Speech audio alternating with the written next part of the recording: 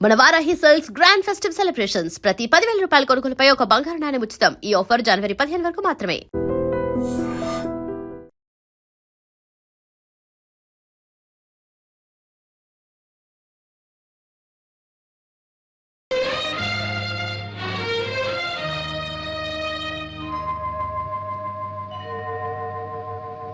మూడు రోజుల వరకు మాకే తెలీదు.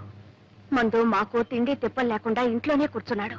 సింహం వచ్చి చెప్తే వెళ్ళి తీసుకొచ్చి డాక్టర్కి చూపించావు. ఎక్స్రేలు టెస్టులు అన్నీ చేయించావు. నీకు తెలియదు వదిరా, నువ్వు లేని లోటు అన్ని మొహంలో స్పష్టంగా కనపడేది. ఆయనకి సగం జబ్బు అదే.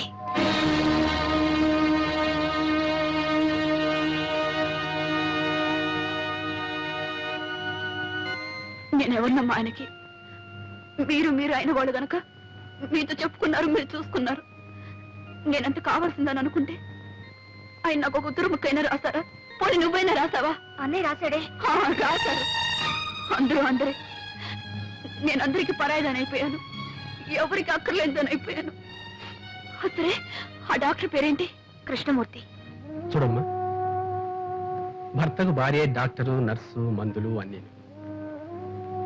అలా ఉండాల్సిన నువ్వు వెళ్ళి పుట్టింట్లో కూర్చున్నావు. నాకు ఆయనకు సుస్థిగా ఉందని తెలియదు డాక్టర్. తెలుసుంటే వెంటనే వచ్చేసేదాన్ని. సరేలేమ్మా, మందులు ఇచ్చాంగా, అవి ఏమాత్రం పనిచేసినా పర్వాలేదు. లేకపోతే అప్పుడు ఆలోచిద్దాం తర్వాత ఏం చేయాలి. లేదు డాక్టర్, నాకేదో భయంగా ఉంది. ఆయనకి ఏదైనా జరిగితే నేను బ్రతకలేను. ఆయన ఇంట్లోనే ఉన్నారు, ఒకసారి వచ్చి చూడండి. అలాగేనమ్మా, తప్పకుండా వస్తాను. థ్యాంక్ యూ డాక్టర్, వస్తాను. డాడీ, ఇంట్లో బాగాలేదా? లేదమ్మా. జ్వరమా? లేదమ్మా. తలనొప్పా? లేదమ్మా, బానే ఉన్నారు. చెప్పరమ్మా, మనతో చెప్పరు. ఊళ్ళో వాళ్ళకైతే చెప్పుకుంటారు, మనకన్నా వాళ్ళైతే కావాల్సిన. దుర్గా, మరి ఇంకేమిటండి, నన్ను రాక్షసిని గయ్యాళిని చేయటానికి నాకు దిక్కు ముక్కు లేదు. నా భార్య నన్ను సరిగ్గా చూసుకోవటం లేదు అని నలుగురు అనుకోవాలనేగా ఆ సరళ ఇంటికి వెళ్ళి కూర్చున్నారు. దుర్గా, అంతకన్నా దిక్కులేని వాళ్ళ కోసం కట్టిన గవర్నమెంట్ ఆసుపత్రులు ఉన్నాయి, అక్కడికి వెళ్ళి చేరకపోయారా? నువ్వేం భాష మీరేం చేశారో మీకు తెలుసా? మీకు ఇంత సృష్టి చేస్తే నాకు ఒక ఉత్తరమైన రాశారా? ఆ మాత్రం బాధ్యత లేదా? ఆశా దుర్గా, నీకు ఉత్తరం రాశాను. మీకు ఎందుకంటే అబద్ధాలు చెప్తారు? మీ మనీ అటు అందినప్పుడు మీ ఉత్తరం అంతదా? సరే, ఎందుకులేండి ఇప్పుడు ఏమంతా.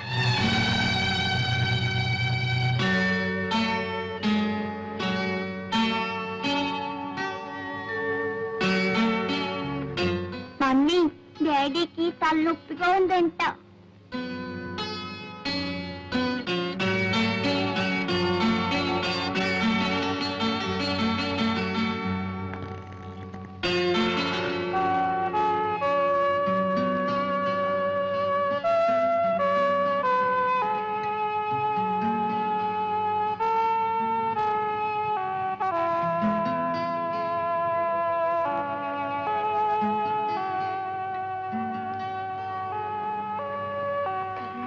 కొంచెం చెప్పకూడదా?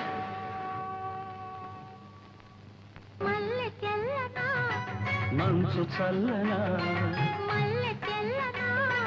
మంచు చల్లనా, మమత వెచ్చన మధుర భావన, అన్ని కలిసి ఉన్న మనసు చేయు అర్పణ, అనురాగ దేవతార్చన. అనురాగ దేవతార్చన.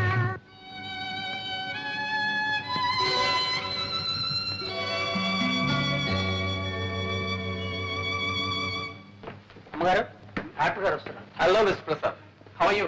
బాగున్నాను. గొప్ప ఆప్టిమిస్ట్ అయ్యాను. దగ్గర ఉంది. అప్పుడు కొద్దిగా వస్తుంది. మందులవి సరిగ్గా తీసుకుంటున్నా? తీసుకుంటానండి. తీసుకుంటున్నాను.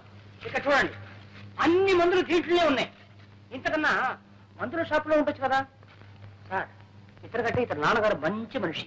నేను ఏం చెప్పినా వెంటనే వినేవారు. రేపు మీకు జబ్బు రాబోతుంది, ఇవాళ్లే మందు తీసుకోండి అంటే వెంటనే తీసుకునేవారు.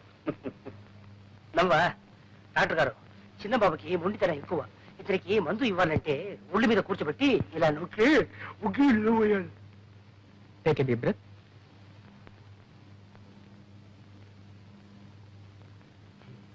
ఎలా ఉంది డాక్టర్? ఓసారి ఇలా రామ్మా. వస్తాను miss Prasad. Thank you doctor.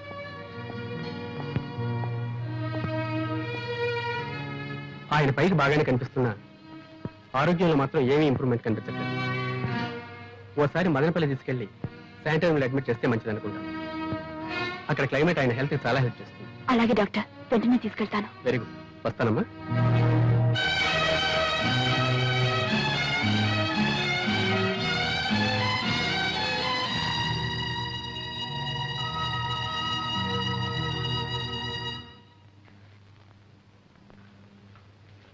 ఏమన్నా డాక్టర్? మదనపల్లి తీసుకెళ్ళమన్నారు. ఈ డాక్టర్లకు చూపించడమే పొరపాటు. ఏదో ఒకటి చెప్తుంటా. ఈ సళ్ళకి అంతకన్నా పని లేదు. వద్దమ్మాటను కొద్దీ డాక్టర్ని పంపిస్తాను.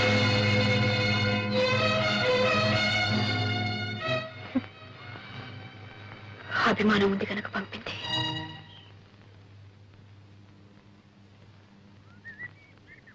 చూడు బాబు, ఇది హైదరాబాద్ చేరాల్సిన ఉత్తరం. నేనెవరో తెలియక ఇందులో పడేశారు. చాలా రోజుల నుంచి ఇది మా ఇంట్లోనే ఉంది. ఇది వాళ్ళకి ఇచ్చే. ఇలా ఇవ్వండి, నేను పోస్ట్ చేస్తాను. శ్రీమతి దుర్గా ప్రసాద్, ఇదిగోండి మీ పోస్ట్. అమ్మా, ఈ గాజులు అవునండి, పిల్ల పెరిగిపోయింది. దాని చేతి గాజులు పట్టడం లేదు. పైగా స్కూలుకు వెళ్తుంది. ఈ రోజుల్లో పిల్లలకు బంగారు గాజులు వేసి స్కూలుకు పంపాలంటే ప్రాణానికి ప్రమాదం. నిజమే. దొంగలకి ఎలా తెలుస్తుంది బంగారం ఇతడు? ఎత్తడైనా బంగారం అయినా ప్రాణాలు తీస్తారు బంగారం అనుకుని. కానీ మాకు తెలుస్తుందిగా, మేమెలా మోసపోతాం? ఏమిటండి మీరు అనేది? ఈ గాజులు ఇక్కడ కొన్నవేగా? ఇక్కడ కొన్నాయా? నువ్వు కొన్నావా?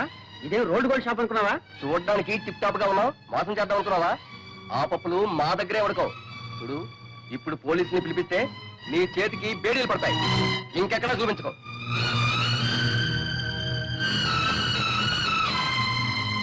మరి ఇది? అది బంగారమే, ఇక్కడ కొన్నదేనమ్మా. రెండు ఇక్కడే కొన్నవనుకున్నానండి, క్షమించండి. వదినా, ఏమిటి బట్టలు సర్దుతున్నావు? ప్రయాణమా? డాక్టర్ గారు మదనపల్లి తీసుకెళ్ళమన్నారు, వెళ్తున్నా. దుర్గా, మనం మదనపల్లి వెళ్ళడం లేదు. ఏ? నా దగ్గర డబ్బు లేదు. నా దగ్గర డబ్బుంది. ఎక్కడిది? నా పుట్టిన నుంచి తెచ్చింది కాదులేండి. నాకు తెలుసు ఆ డబ్బుని మీరు విషయంలా చూస్తారని. మరి ఇంకెక్కడిది? మీరు ఇంటి ఖర్చుకి ఇచ్చిన డబ్బుల్లో మిగుల్చుకుని దాచుకుంది. సరేనా? నువ్వు దాచుకున్న డబ్బు నీదే అవుతుంది. చూసావా చూసావా సరళ, నీది నాది అంటూ ఎలా వేరు చేసి మాట్లాడుతున్నారు. నేను కాదు వేరు చేసి, నువ్వు ఇచ్చిన డబ్బు అప్పుడే అయిపోయిందని అడిగిన దానికి ఏం చేశావు? మీరు ఇచ్చే 10 పైసా లెక్క రాసి పెట్టాను, కావాలంటే చూసుకోండి లెక్క పుస్తకం తీసుకొచ్చి నా మొహాన్ని కొట్టాను. చూడక్కర్లేదు అంటే నా డబ్బే నీకు అక్కర్లేదన్నా. ఇంత చిన్న విషయానికి రథస్ చేసి ఇంట్లో వెళ్ళిపోయాం. నా డబ్బు నీకు అక్కర్లేకపోయినప్పుడు నీ డబ్బు నాకెందుకు కావాలి? నీకేనా? నాకు ఉంది ఆత్మాభిమానం. ఓహో, ఆత్మాభిమానం ఉండేనా? సుస్థి చేసినప్పుడు సొంత ఇంటిని పెళ్ళాన్ని వద్దనుకుని ఎవరో పరాయి వాడు మధు ఇంట్లో ఉన్నారు. ఆయన డబ్బు మీకు సొంతమైంది కదా? ఎందుకు కాదు? మొదటి నుంచి వాళ్ళ బంగళా, వాళ్ళ డబ్బు, వాళ్ళ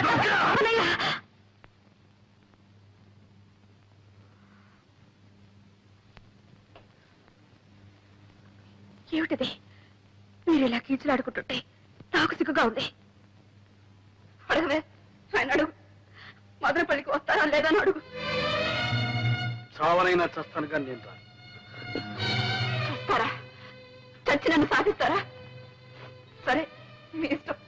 చచ్చిపోయిన తర్వాత ఎవరికీ బాధ ఉండదు. దుర్గా, కొట్టవే, కొట్టు. ఆయన్ని నన్ను కొట్టడానికి వచ్చినప్పుడు నువ్వెందుకు కొట్టకూడదు? కొట్టు. నన్ను క్షమించు దుర్గా. చిచ్చి, అందరికి నేను లోకు అయిపోయాను. దుర్గా, అది కాదు దుర్గా. అన్నయ్య నువ్వెంత మాట అన్నావో తెలుసా? ఆయన నన్ను ఎంత నిర్లక్ష్యం చేస్తున్నారు. నేను ఎన్ని భరించానో, ఎన్ని దిగమింగుకున్నాను. నీకు తెలుసో తెలీదు. నేను డాక్టర్ని తీసుకొస్తే నువ్వు పంపావన్నారు. దానికి అర్థం ఏమిటి? ఆయనంటే నాకేమీ అక్కర్లేదనేగా. సరే, పొరపాటు అనుకోవచ్చు. నువ్వు పంపినా ఒకటే, నేను పంపినా ఒకటే. కన్న బిడ్డకి ఎప్పుడో బంగారు గాజులు తెచ్చిచ్చారు. అవసరానికి వాటిని అమ్మటానికి పోతే అవి గిల్టు అని తేలింది. ఆ షాప్ వాడు నన్ను ఎంత అసహ్యంగా మాట్లాడటో తెలుసా? లేకపోతే లేదని చెప్పొచ్చుగా. ఎందుకు ఈ నాటకం? ఎవరిని మోసం చేయడానికి? ఆ కన్న బిడ్డనా? అవును, కన్నబిడ్డ. అందుకే ఆ చనువు తీసుకున్నా. నువ్వు కట్టుకున్న భార్యవే. ఆ చనువు తీసుకోగలిగానా? నిన్ను మోసం చేయగలిగానా? ఇదిగో, నీకు ఇచ్చిన ఆ నెక్లెస్ బంగారం. నీకు తెలుసలేదు. తెలుసు, దాన్ని అమ్మే డబ్బు తెచ్చాను. నా దగ్గర నగలు లెక్కారు. అది మీరిచ్చిన నగ మీ డబ్బు. దాన్ని వాడుకోవడానికి మీకెందుకు అభ్యంతరం? ఈ చిత్రవత ఆ నగ నీది, ఆ డబ్బు నీది. నీది నీది నీది ఏమిటి మీరు అనేది? నా డబ్బు మీకు అక్కర్లేదు, నేను తీసుకొచ్చిన డాక్టర్ మీకు అక్కర్లేదు, నా సేవ మీకు అక్కర్లేదు అంటే నేను మీకు అక్కర్లేదనే కదా? నేను మీకు అక్కర్లేదన్నప్పుడు ఎందుకుంటాను? ఎవరి కోసం ఉండాలి? మనసులో చోటున్న మనిషికి జీవితంలోనూ ఇంట్లోనూ చోటు ఉంటుంది. మీ మనసులో చోటు లేనప్పుడు మీ ఇంట్లో కూడా చోటు లేదు. చోట్లేని ఇంట్లో చోటు చేసుకుని బలవంతంగా బ్రతకాల్సిన కర్మ నాకు పట్టింది.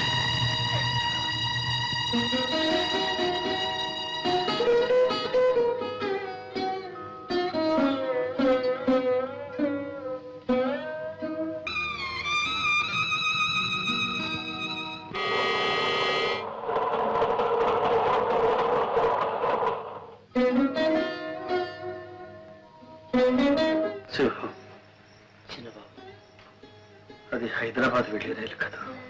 అవును, అది నా గుండెల మీదకి వెళ్తుంది. దుర్గా ఆ రైల్లోనే వెళ్తుంది.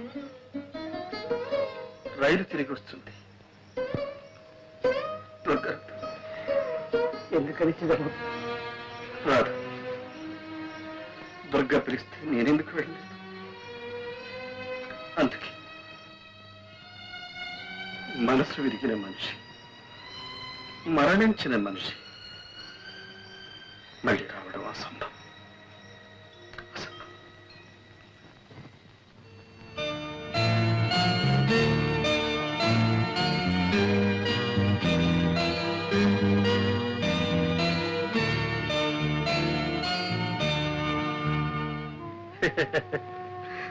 నాకు బాధలు ఎక్కడున్నాయమ్మా?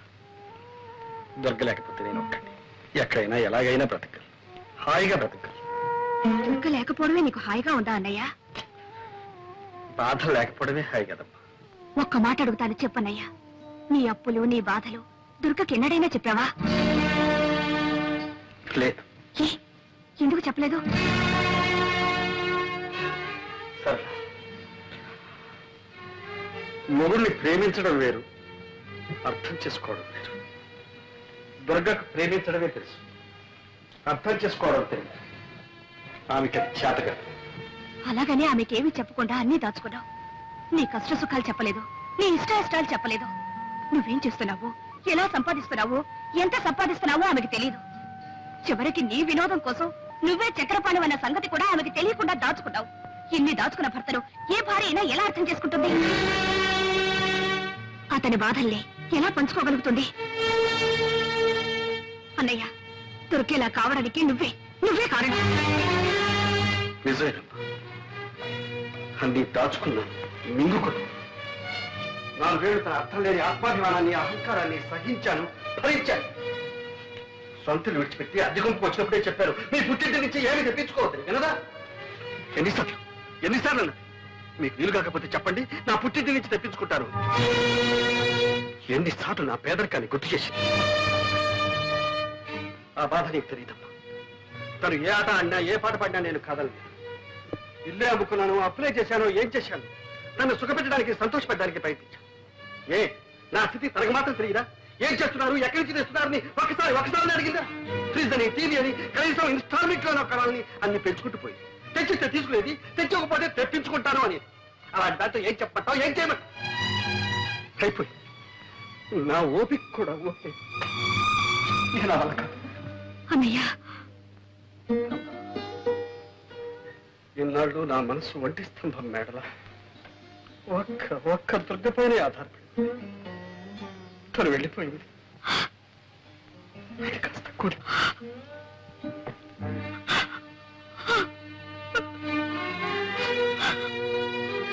నువ్వెందుకమ్మా కంగారు పడతావు? నేను చచ్చిపోతాననుకుంటున్నావా? నో, లేదా, నేను అంత తేలిగ్గా చచ్చిపోలే. నేను వెనకపోతే నాకున్న బాధలన్నీ అనాథలైపోయి. అందుకని నేను పోను. అమ్మా కవిత, మీ డాడీ రాలేదేమమ్మా? మా డాడీకి ఒకటి జ్వరం, తలనొప్పి. ఏ డాడీ కొంట్లో బాగాలేదా? అవును తాతయ్య. మరి మమ్మీ నువ్వు వచ్చేసరే మా డాడీ మమ్మీ పోట్లాడుకున్నారు. ఇక రానని వచ్చేసింది.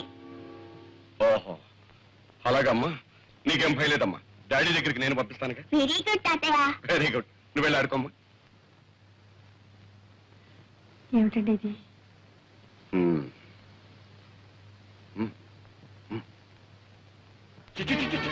ఎందుకే ఏడు నీకు వచ్చినాయి, చెట్టుకు వచ్చినాయి. ఇంకా చిక్కు లేకుండా నిలబడాలి. ఇంకొక క్షణం నా ఇంట్లో ఉంటాను పిల్ల. ఏమండి తాగొచ్చి తన్నా ఆడుతున్నారా? నా ఇష్టంలో తాగుతాను, తనని ఆడతాను. నువ్వే ఆడటానికి దాని బట్టి మాటతో ఫెయిల్ అయిపోతున్నావు. ఏం మాట్లాడుతున్నారు మీకు తెలుస్తుందా? మీకేమైనా మర్చిపోయిందా? మర్చిపోయి మాట్లాడే నీకు మాట్లాడాలంటే పత్తి విరిగిపోతాయి జాగ్రత్త. నీ పెట్టి పేర పట్టుకు పోయి నన్ను ఎక్కడ పొమ్మంటారండి? ఎక్కడ పోవాలో అది కూడా నేను చెప్పాలా? మొగుడు వదిలిపెట్టినారది, మొగుడు వదిలిపెట్టినారది ఎక్కడికి వెళ్ళాలో నాకంటే నీ కూతురు బాగా తెలిసే బాగానే చెప్తుంది.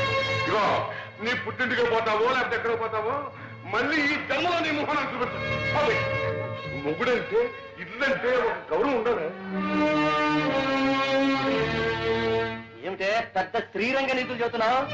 నేను మగాణ్ణి, నీ మొగుణ్ణి. నా అవసరాలు నాకుంటాయి. అవన్నీ నీతో చెప్పాలా? నాకు అర్జెంటుగా ₹1,00,000 కావాలి. పోయి పుట్టింటికి వెళ్ళి తీసురా. ఉన్నాయి కానీ ఈ అప్పకు లక్షలు కోట్లు. అయ్యో ఏమిటి నీ కర్మ? మా నాన్న ఏమని అడుగుతానండి? అడిగితే మీరంత చులకలైపోతారు. పుట్టి నుంచి డబ్బు తెస్తే మీ మర్యాద ఉంటుందండి. మర్యాద ఏమిటే మర్యాద? నీకు కావాల్సిన తెచ్చుకున్నావుగా. నగరం, చీరలు, బీరువాలు, పోషణలు. ఏ నాకు తెచ్చారా నీ మర్యాదలో? ఆడదాని మీద జీవితావా? నీకు సిగ్గు లేదు? ఏమో ఏంటి సిగ్గు గిగ్గు అంటున్నావు? ఇది మా భార్యాభర్తల విషయం. నువ్వెవరు కలుగు చేసుకోవడానికి? నీ ఇంట్లో నీ పెత్తనం చలాయించుకో. ఇది నా ఇల్లు. నేనేనాడు ఇంట్లో కాలు పెట్టానో ఆనాడే నా ఇల్లు. నీకేం సంబంధం? వదినట వదిన మొగుడితో ఏదో బుద్ధిగా కాపురం చేస్తున్న దానిలో తగుదనమ్మా అని వచ్చి నీతో చెప్తుంది నీతులు.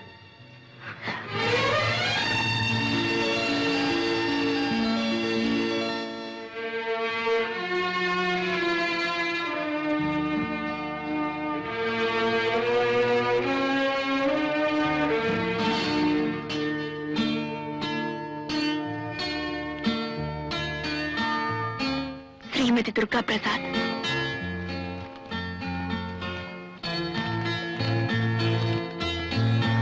దుర్గా, నువ్వు వెళ్ళావు.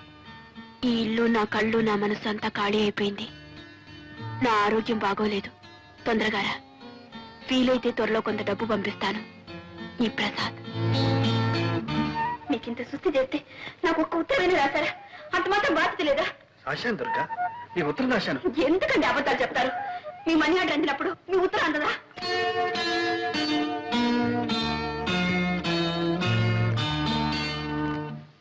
దాంపత్య జీవితం మధురాతి మధురంగా మలుచుకోవాలంటే ప్రతి భర్త ప్రతి భార్య ఒక్కసారి కాదు 100 సార్లు చదవాలి చక్రపాణి గారి ఆత్మార్పణని. భగవద్గీత ఎన్నిసార్లు చదివినా ప్రతిసారి అంతో ఇంతో కొత్త అర్థం గోచరిస్తుంది, కొత్త ఆనందం కలిగిస్తుంది. అలాగే ఆత్మార్పణ నవల చదివితే అలాంటి ప్రయోజనమే కలుగుతుంది. మహిళా మండలి అధ్యక్షురాలు శ్రీమతి యశోధర గారికి ఈ ఆత్మార్పణ మొదటి ప్రతిని ఇవ్వటం చాలా సముచితంగా ఉంది. చక్రపాణి గారికి కూడా 2 మాటలు చెప్పాలి.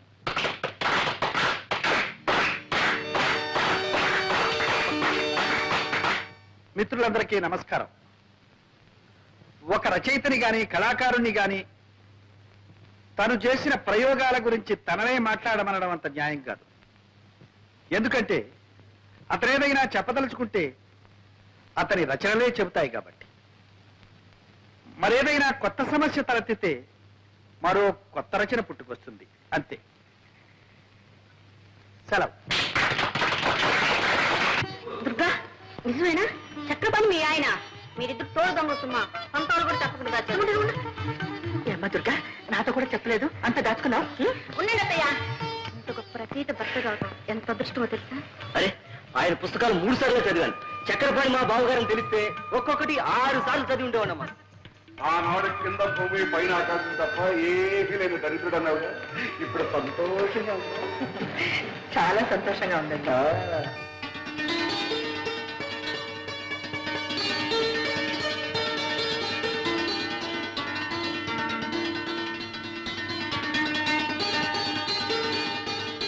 కలం పేరు చక్రపాణి, అసలు పేరు ప్రసాద్. కలం పేరు చక్రపాణి వాడొక బచ్చం పుట్టి 2 ఏళ్ళు అయింది. పంది పిల్లల్ని ఏం చూడు, ఒక మందన. కోడి పిల్లల్ని పొదుగుతుంది ఒక 20-21. అట్లా కనిపించిన 10 పత్రికలను రాసి పారేస్తున్నాడు ఏదో చెప్పం.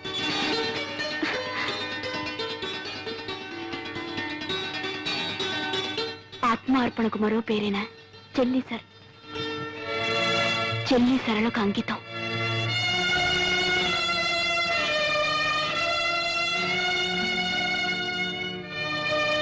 ఈ నవలకు జవం జీవం నా అర్థానికి దుర్గా.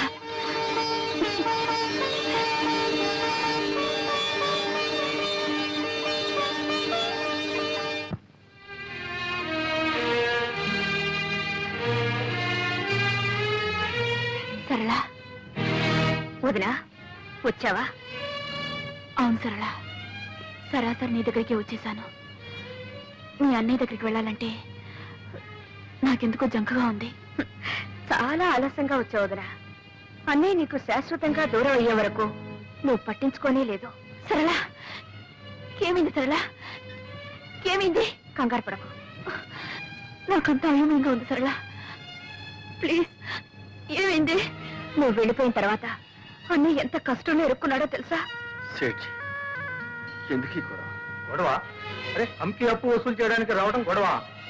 మీరు కోర్టుకి రాకుండా మనిషి పత్తా రాకుండా పోతే అది గొడవ కాదు. సామాను జప్తు చేయడానికి వస్తే అంతా అమ్మ గారిది అయ్యా గారిది కాదు అని మీ వాడు మీదికి దూకితే అది గొడవ కాదు. అది కాదు సేఠ్, వాడు చెప్పిందంతా నిజం. ఇక్కడ నువ్వేమీ నవ్వుతావు.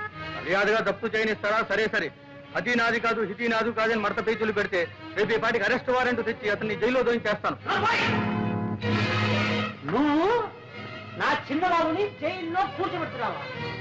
ఎలా పెడతావో చూస్తావు. నేను చూస్తాను. ఏం చూస్తావు? సింహం నువ్వు ఊరుకో. సెట్ చేయి, ఈ నగలు తీసుకొని నీ బాకీ కింద జమ కట్టుకోండి. అమీనాజీ అదండి పోదాం.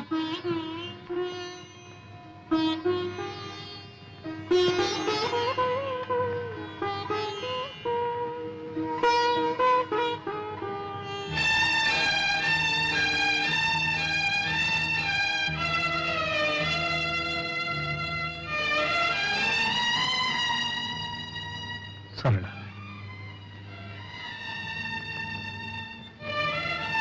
తీర్చగల రుణాన్ని తీర్చి తీర్చలేని రుణాన్ని నాకు మిగిల్చావా? అన్నయ్య అంత బాధలో కూడా నాకు కబురు చేశాడే గాని నీ పేరు తలపెట్టలేదు. ఒక ఆడది భర్తను ఆదుకోగల ఆపద ఇంతకన్నా ఏముంటుంది? వదినా, నువ్వు ఒకప్పుడు అన్నావు చోట్లేనింట్లో చోటు చేసుకొని బలవంతంగా బ్రతకడం కట్టి వెళ్ళిపోవడం మంచిదని. ఇప్పుడు నేనంటున్నాను నువ్వు వెళ్ళిపోవడమే మంచిదని.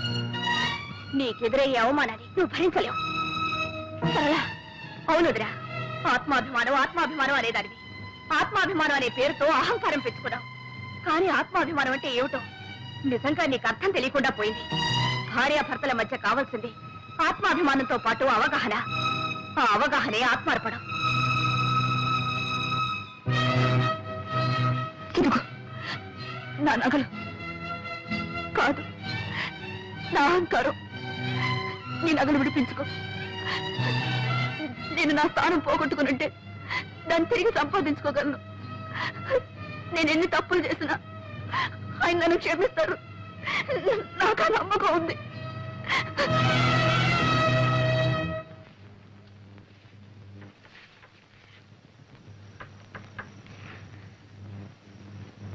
కవిత, నువ్వు ముందు వెళ్ళమ్మా.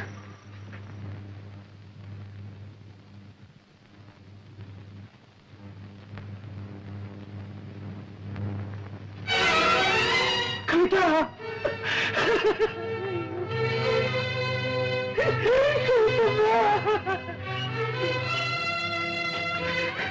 అమ్మ రాలేదమ్మా. అమ్మ వచ్చిందా?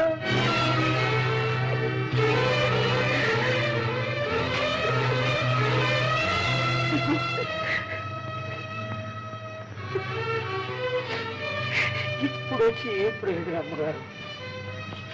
అంతా అయిపోయింది. ఏం జరిగింది? అసలు విషయం ఏమిటో చెప్పు. విషయం ఏముందమ్మా, ఒకటే విషయం.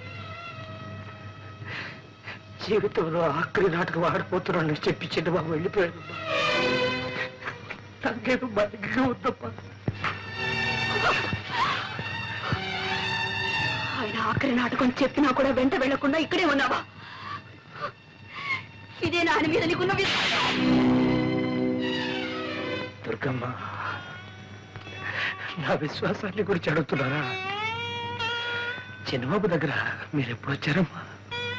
నా తర్వాతేగా. అతని గురించి మీకేం తెలుసమ్మా? ఆయన ఆఖరి నాడని అన్నదానే అల్లాడిపోయారే.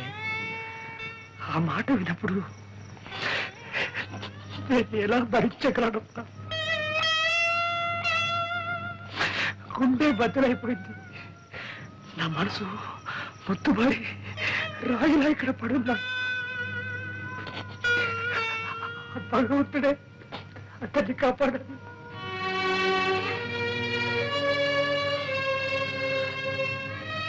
నాటకం ఎక్కడ? కళాభారతిలో. కవితను తీసుకుంటా.